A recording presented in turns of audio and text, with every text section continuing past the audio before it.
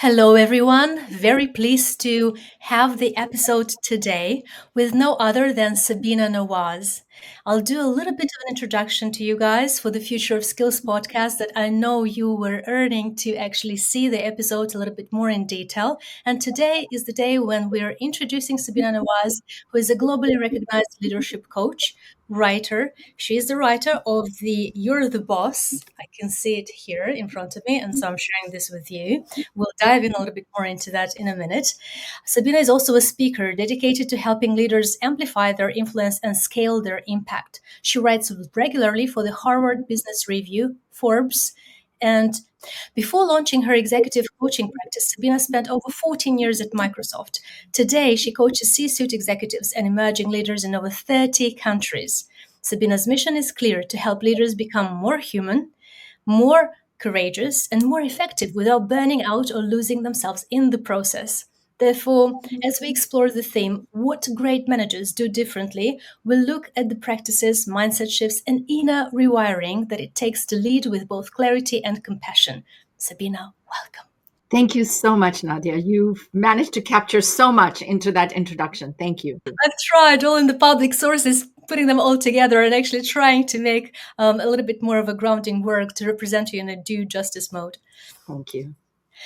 Sabina, we do have a tradition on the podcast, and as part of this, we're very curious about our guest's background, about the context. Can you please kindly let us know in 3 words what would be the 3 words that would describe you best? I cheated a little bit. These are paired words. So but the three words are counterintuitive, Yep, minimalist maximizer, yep. and tough love. Oh, I love that. Thank you so much. It's quite an all-rounded, expressive choice. And as part of your choices and what you've just mentioned, being someone who is with a background of perseverance, of a lot of diving in and crafting it all together so that it's all amalgamates into the journey of leadership for so many CEOs that you've supported so far. We'll dive in a little bit into your career pathway.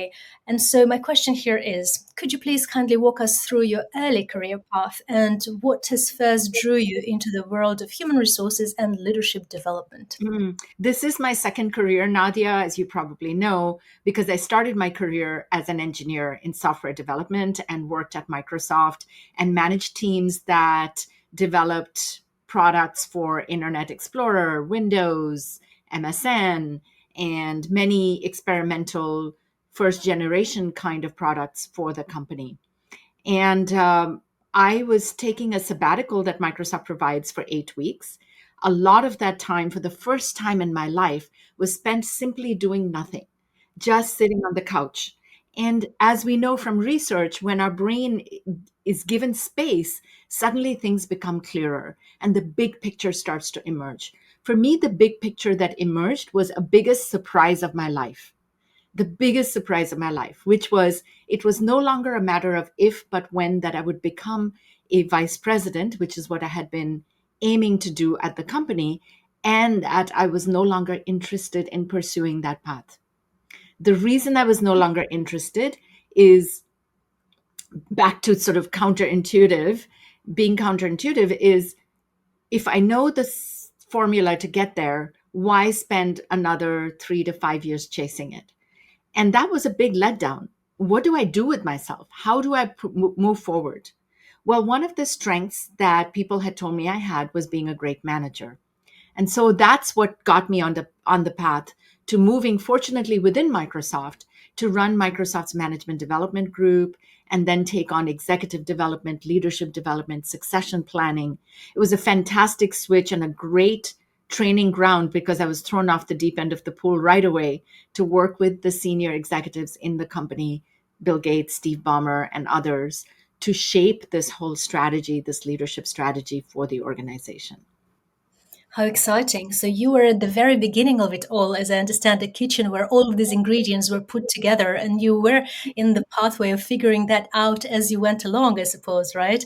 But what you're saying is that it was a career change for you, someone who has an engineering background and all of a sudden going into the HR and the field of leadership development, which should be definitely something that, as you said yourself, coming from your skills as a good manager, has had that motivation as to pursue this further.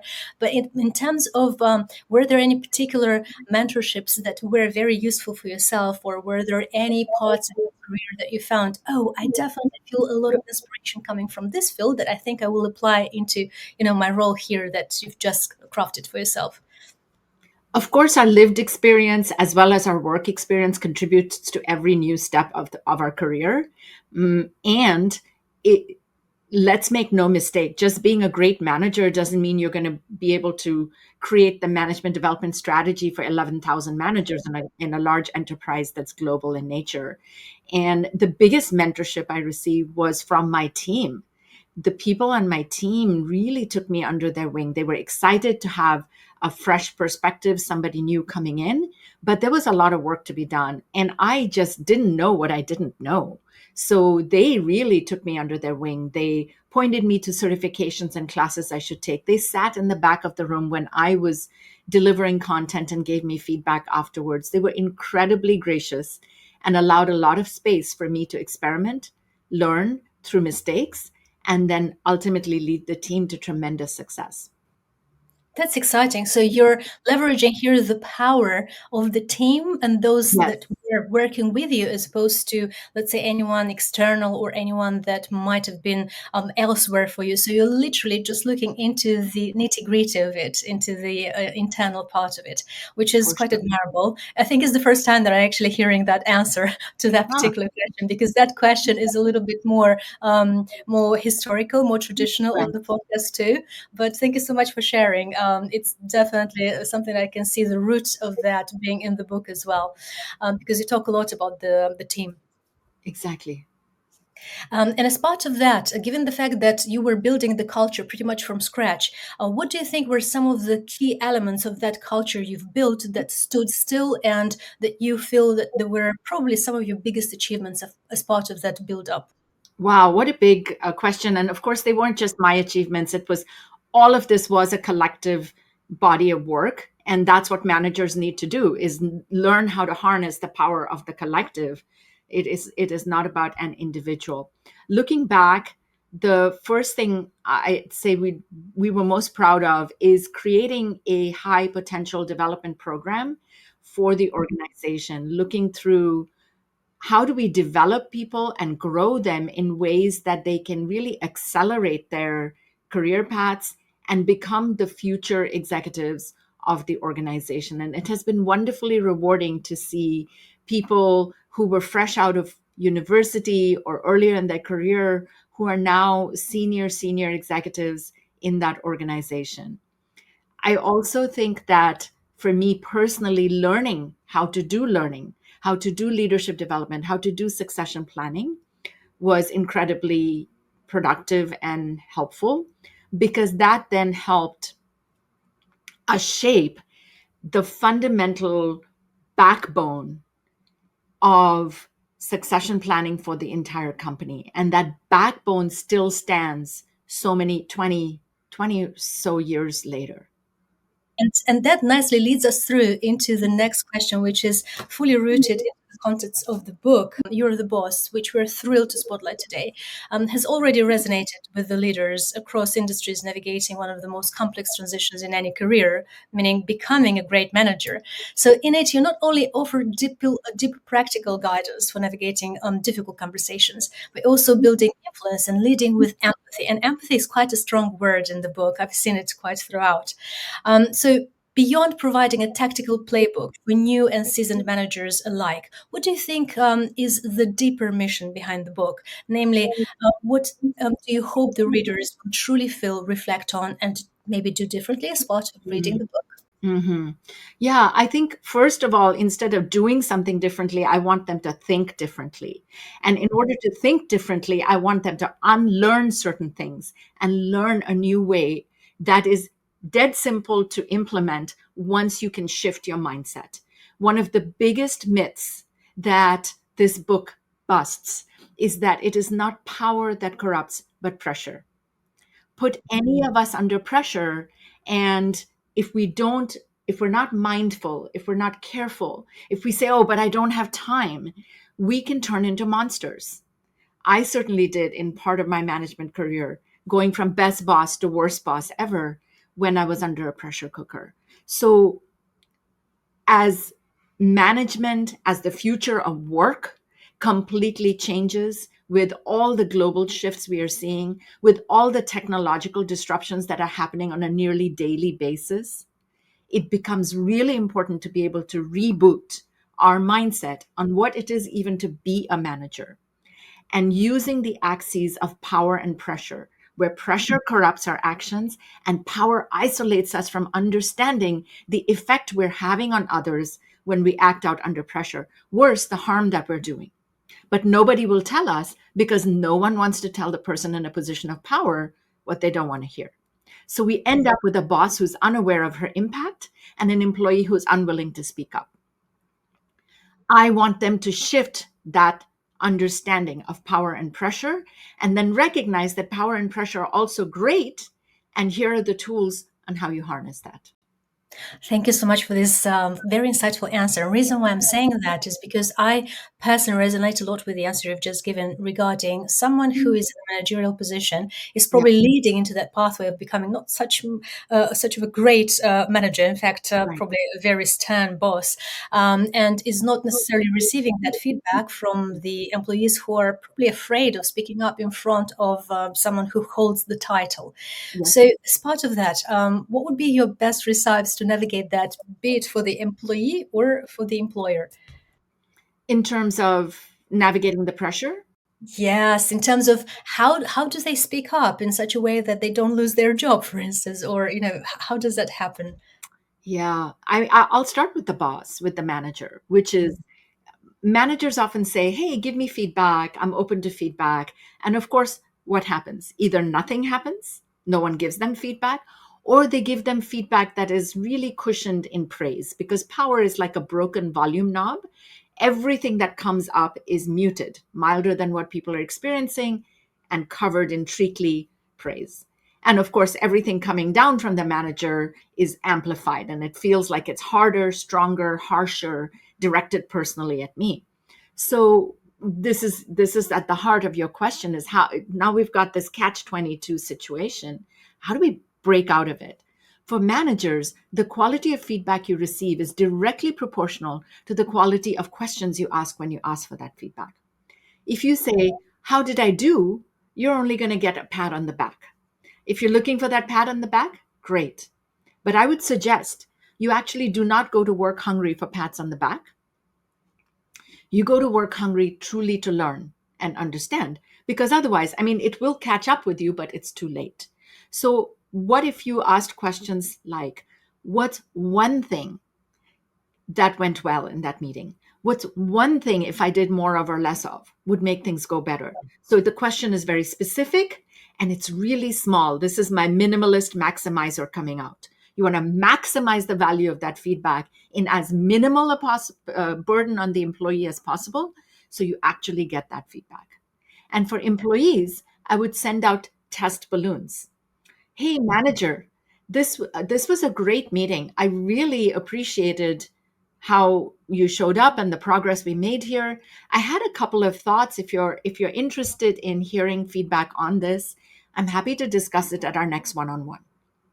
That's a trial balloon. The manager goes, yeah, yeah, yeah, and then you say, great. Let me know at our next one-on-one if you still want to hear it, and we'll discuss it. If the manager does not follow up at the next one-on-one, do not bring it up. Uh-huh. That's very tactful. Would you say if you were the one who would pursue this, you would probably risk certain situations that are not in your favor? Well, yes, because you have data here. Pay attention to the data. If the manager is not following up on it, maybe they're not as open to the feedback, or maybe this is not a good day. This is not the right time for it.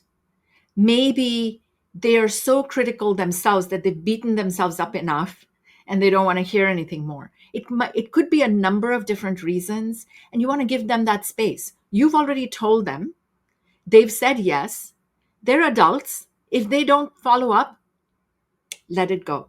Leave it. Got it. Got it. That's such a mature answer. If anything, it helps you not only reflect on this, but also be gentle in terms of your approach towards your manager as well. Exactly. And another thing you could do is don't do it alone.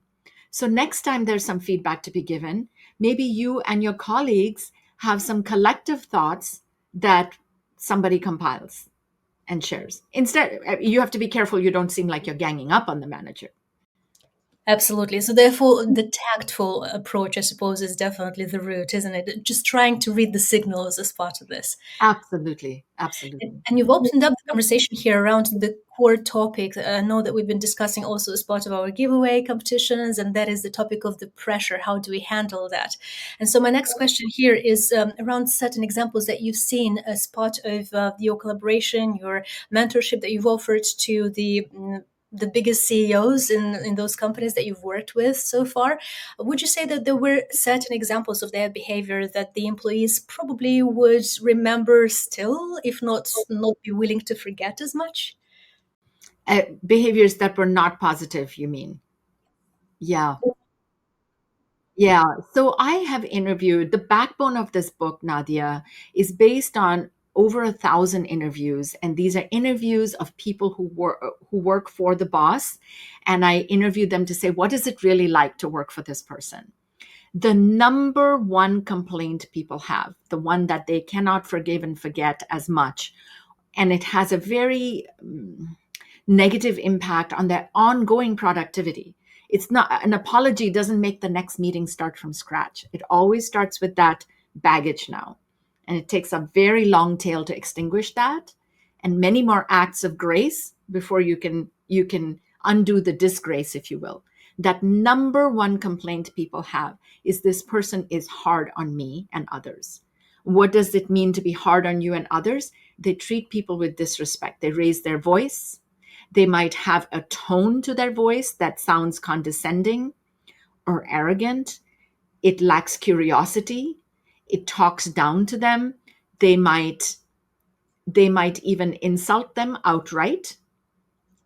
So those kinds of behaviors, and they get generated under high pressure, is what has the worst impact on employees. That's very interesting in terms of your teaching the reader not only to take a glance of the manager in terms of to get into their shoes, understand that there is pressure to handle from their perspective, but likewise be the type of employee that, as we were saying earlier, would read the signals, but at the same time would probably be also having their own standards in terms of what's normal and what isn't when it comes to communicating with the Yes. managers. So just being the person who would know what their values are and stick to them, and probably having that nice approach towards what a good collaboration and communication means in that sense, because being tactical helps. Yes, exactly. And remembering the volume knob, because you might say something in this tone and they're thinking you're yelling at them. So it really gets amplified, and it's hard to remember what it was like for you when you were more junior in your career. So, really keeping that volume knob in mind. Correct. And I suppose there is an element of trying to be mindful about your tone as a manager, isn't it? Do you think that many managers, I'm just trying to brainstorm as part of our dialogue, do you think many managers are aware of their tone going a little bit off the borders, or there is a skill that they might actually, or many of them, once getting in their roles higher up, they actually need to learn as to how to get a better tone? It is a learned skill. Almost nobody is aware as much as the people below them are aware. And you might even think that, and here's the most dangerous part, you might even think that you're actually conveying something really positive. You raise your voice, you think you're conveying passion and excitement, and they're going, oh, stop yelling at me. Oh, overwhelming fire hose. So, really understanding, and this is why getting promoted is sometimes the riskiest time in your career. You want to understand how that strength or how that good intention might be showing up to people who don't have as much power as you. Right. This is quite an art, being able to understand all of these different frequencies that you have to align to. Yes. See, this is nicely leading us to the next question because this is connected to the pressure that we've just discussed. But I'm very keen on diving behind what a good culture in the company means for both the employer and the employee, meaning the manager and the team members. For Mhm. instance, in here, my goal is trying to understand the recalibrating when you lose your passion and the purpose in the team. So, for instance, I've long believed that passion and purpose are the two of the most important traits any company culture should actively help their employees with. And so here in the UK, for instance, there's a well-known brand that has famously built this culture on the idea of becoming 1% better with every iteration.